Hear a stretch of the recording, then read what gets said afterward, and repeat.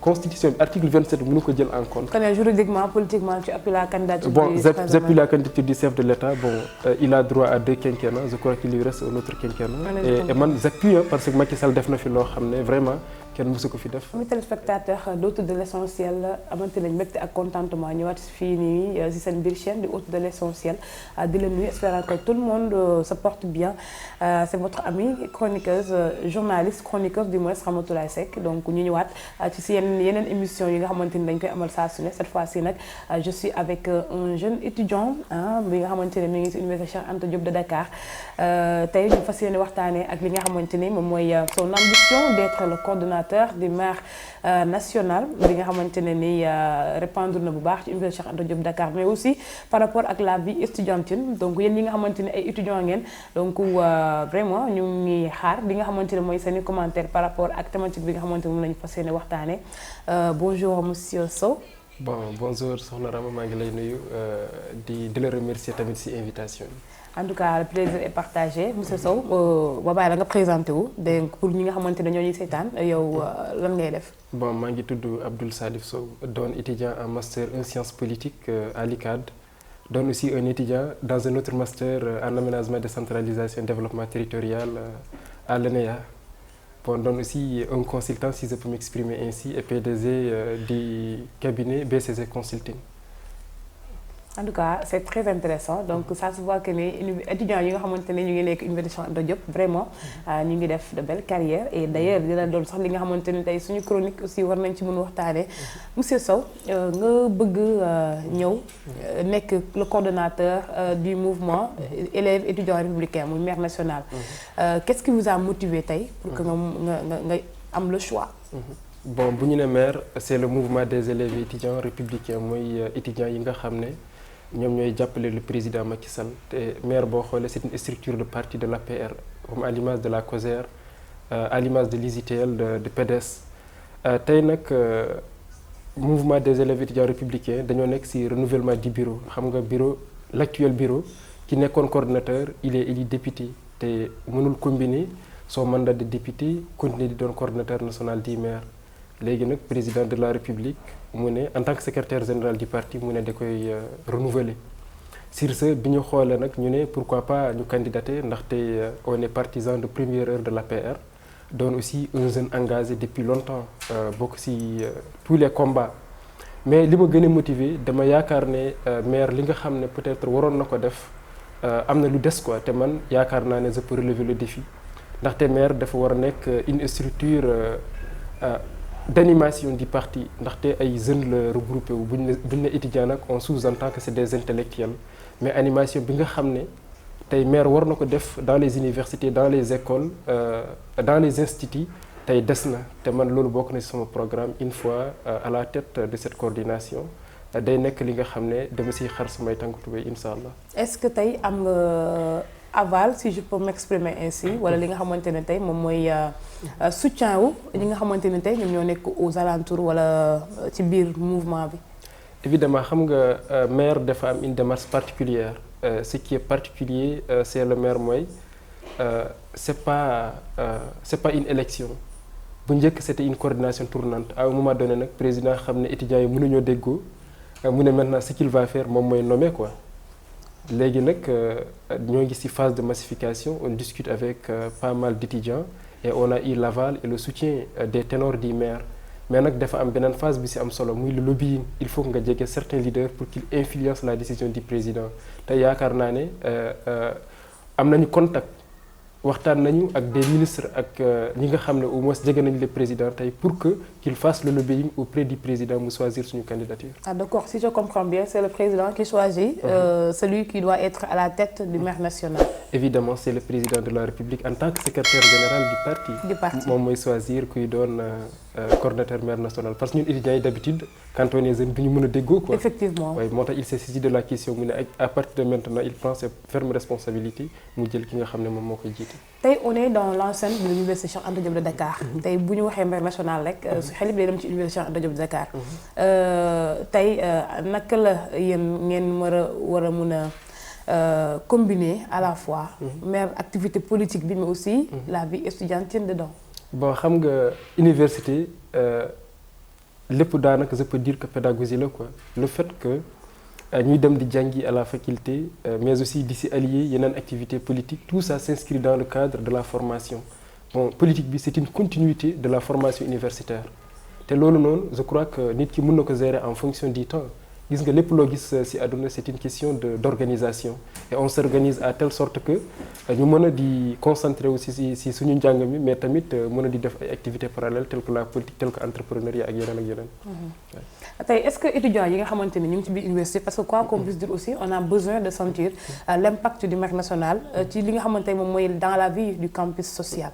Est-ce que tey étudiants yi aussi ñu ngi sentir seen bopp parce que une chose est de les appeler à que ñu porter seen engagement ci yow mais une autre aussi est-ce que ñoom ñu ngi am li nga xamante ni moom mooy ce retour positif bi nga xamante ni ñoom la ñuy xaar ci mouvement bi au fait. bon Maire national nag influence bi nga xam ne war na ko am en tant qu'une structure boo xam ne dafa bokk ci parti au pouvoir je peux dire que ne des na mais c'est un travail à faire vous savez man dama gëm ne j'ai toujours défendu à ce que un parti politique dafa war a am école de parti nag li koy gérer mooy les jeunes ñoom ñooy montrer seen engagement seen amour tey Maire national waroon na bind quoi un document mu présenter ko le président de la République mu ne ko c'est ça qu'on veut gis nga jeune bi pour mu adhérer ci benn mouvement surtout les mouvements politiques comme Maire il faut que mu gis ci boppam tamit quoi man j'aurais aimé que Maire di def ay formation en leadership développement personnel entrepreneuriat pourquoi pas accompagner les jeunes te yaakaar naa bu ko defee dina nekk mouvement boo xam ne day impacter à l'université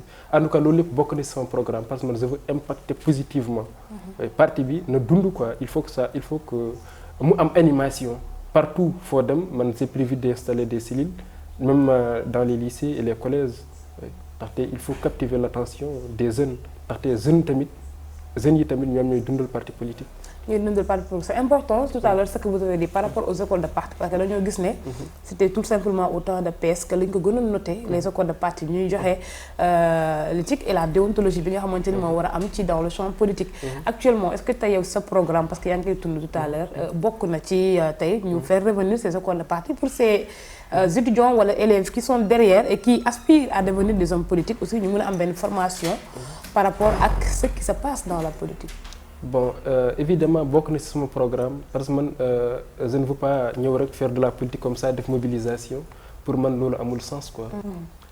Donc Macky Sall il a son idéologie et yoon la tamit ñu partager cette idéologie là mais jeunes yi nga xam ne tamit ñoo ngi ci parti bi ñu mën a am une formation en éthique et la déontologie mais aussi en prise de parole en public seetlu nañ ne beaucoup de jeunes ne sont pas outillés lu tax ils ne sont pas outillés nag ils ne sont pas formés te dañ leen a war a former ci parti politique yi au moins qu'ils soient des responsables des gens aguerris ndaxte bu ñu leen confier poste de responsabilité ñu mën ko doxal ni mu waree en tout cas on a besoin des jeunes outillés te man inch'Allah une fois à la tête de la coordination day nekk programme boo xam ne man dama koy présenter au secrétariat général du parti ñoom peut-être ils vont financer ces activités là en tout cas nag man au fond de moi bëgg naa ko def ko.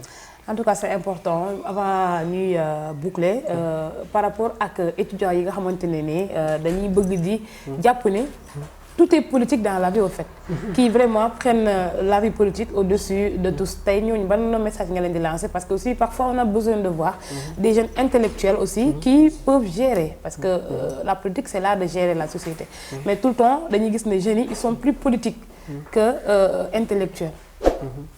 Bon évidemment gis nga politique comme j'ai l'habitude de le dire ne doit pas être au-dessus de tout. Certains disent même que c'est un métier à la base. Bon ça doit être une activité secondaire nit ki avant muy def politique war na mën a am lu muy def d'abord quoi léegi bu ko defee nag bon mën nañ son temps libre mu compléter ko ak la politique ne damay gis aussi d'autres jeunes ils disent que ñoom ils ne font pas la politique. C'est-à-dire dans la vie tout est politique. C'est que les gens qui disent que moi je suis apolitique. Évidemment, il y a pas d'apolitique. Moi je crois que tout le monde est politique. En tout cas, c'est ce que nous a enseigné en sociologie politique, notre cours de deuxième année en sciences politiques. Effectivement. Donc tout est politique. C'est-à-dire on ne peut pas rester actuellement là et dire qu'on ne fait pas de la politique ou bien la politique elle n'est pas bonne. Je dirais même c'est méconnaître la politique. Donc tout jeune doit s'engager dans les partis politiques. Dans les partis politiques. En tout cas, amis internautes autour de l'essentiel. Comme nous le tout le temps, on a besoin d'avoir ces jeunes-là qui sont engagés pour servir leur communauté. Parce que aussi, comme il l'a si bien dit, faire de la politique, c'est participer dans la gestion de son pays. Et prenons cette décision comme telle. Donc, quelqu'un connecte je m'implique dans la gestion de la cité. Moi, tout le temps, nous avons fait chaîne de haute de l'essentiel, de porter le combat de la société, mais aussi donner la chance aux uns et aux autres. Aussi, nous avons expérimenté aussi des gens qui ont pour de côté société. Sur ce, M. Sow, quel message est lancé à l'endroit de la jeunesse, mais également à l'endroit du chef de l'État? Bon, d'abord, je lance un appel solennel à l'endroit des jeunes du Sénégal. Je leur demande d'être outillés d'abord, de chercher des compétences, d'étudier, de faire les écoles les plus prestigieuses. Il faut d'abord être outillé intellectuellement. Après maintenant, il y aura le temps de faire autre chose. Mais on ne peut pas faire une chose sans pour autant être compétent d'abord. Donc nous devons les diplômes sont importants. Mais nous devons être en perpétuelle quête de connaissances, comme le disait Platon. Donc le chef de l'État aussi, li ma koy wax mooy na gën a gëstu ndaw yi ndaxte un pays ne peut pas avancer sans sa jeunesse. Donc ne leen gëstu projet yi nga xam ne moo ngi koy def sur la promotion de l'emploi des jeunes na ko yokk. C'est que man dama nekk koo xam ne man gëmu fonction publique man li ma gëm mooy il faut financer les jeunes. ñu defar seeni projet après ils seront indépendants, ils seront leurs propres patrons quoi. Je crois que pour Sénégal avancer, il faut former des jeunes pour qu'ils soient des entrepreneurs. Juridiquement, politiquement, est-ce que vous appuyez la candidature du président de la République? Bon, pourquoi pas? J'appuie. Juridiquement, le président de la République a droit à faire un mandat. On a dit, vous savez que le mandat est un contrat d'abord. Et Macky Sall a signé un contrat de 7 ans avec les Sénégalais. Arrivé en 2016, il a voulu maintenant diminuer la durée du mandat. Bon, mu introduire demande pour réviser la constitution. Léegi ñu wàññi mandat yi quoi mu doon 5 ans. Mais nag révision boobu noonu ça ne peut pas s'appliquer sur les 7 ans. Ndaxte la loi ne rétroagit pas. Ouais, on a déjà signé le contrat de 7 ans mais nag moo tax mandat boobu noonu ça ne peut pas. Constitution article 27 mënu ko jël en compte. Quand juridiquement, politiquement, tu appuies la candidature bon, j'appuie la candidature du chef de l'État. Bon, il a droit à 2 quinquennats. Je crois qu'il lui reste un autre quinquennat. Et man j'appuie parce que Macky Sall def na fi loo xam ne vraiment kenn mësu ko fi def des projets innovants tels que PIDC, électrification rurale et d'autres projets. Diamniadio gi boo fa demoon tey en 2012 c'était la forêt, une forêt sauvage. Transformé na ko. Je crois que Sénégal tey Macky Sall transformé na ko positivement. Donc Sénégal émergent bi ñuy wax j'en suis sûr certain que buñ ko falaatee beneen quinquennat waxatuma émergent rek mais développer la ñuy def ko inshallah. Inch'Allah. En tout cas, c'était un plaisir de le recevoir dans ce plateau, monsieur Abdou Salif Sow. Donc mu nekk étudiant en sciences politiques en master 1, c'est l'université Anta Diop de Dakar. Également aussi mu nekk un consultant, donc il fait beaucoup de choses machallah. Tout le temps yéen aussi ñu leen di remercier de wax aussi que vraiment n'oubliez pas de vous abonner sur notre chaîne, activer la cloche de notification mais également de laisser vos commentaires, mais aussi partager les vidéos pour que aussi mu ñëpp aussi di ci mën di jot parce que tout le temps ce qu'on veut dire rek on veut vraiment partager l'information pour que kenn ku nekk fa nga nekk nga mën koo jot. maa ngi lay remercier bu baax. Bon soxna Rama Seck maa ngi lay remercier di kontaan si yow surtout si invitation bi je vous remercie. Merci beaucoup à vous également. À la prochaine fois ci beneen invité ak beneen numéro autour de l'essentiel.